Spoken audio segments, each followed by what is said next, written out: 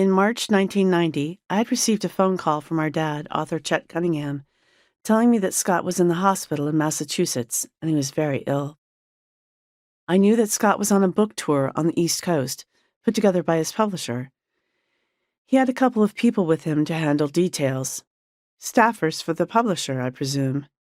At any rate, they did quite a bit of travel, starting in Boston and going from there. The following is what I have been told by Dad. In Salem, the staffers came to pick Scott up from his hotel, but he wasn't waiting in the lobby as usual. Concerned, they called up to his room, but there was no answer. After talking to the hotel manager, he finally agreed to go up and open the room for them, in case something was wrong. They found Scott on the bed, dressed, but semi-conscious. Somehow they roused him, packed his bags, and they all bundled into a taxi and got him to the best hospital in Massachusetts, Mass General, back in Boston. This was about an hour's drive, from what I understand. Scott was admitted immediately.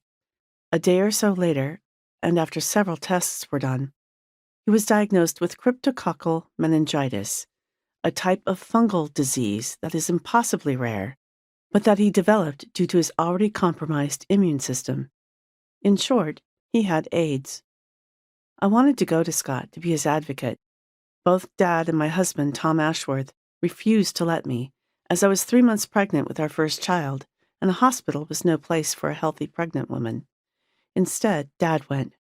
When it became obvious that Scott wouldn't be strong enough to travel for quite a while, Dad ended up coming home and Scott stayed for several weeks before he was able to fly back to California.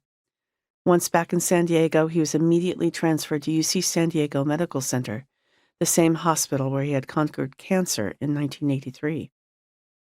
I didn't see Scott for months until he was back on his feet, and by the time I did, I was very pregnant, and he looked almost normal, if a bit on the thin side.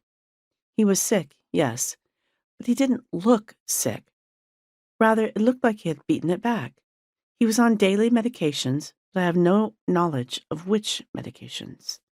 Since AIDS had been around for a decade at this point, I figured he would beat it with the new drugs available. The fact that he was still alive was a strong argument to me that he'd do just fine.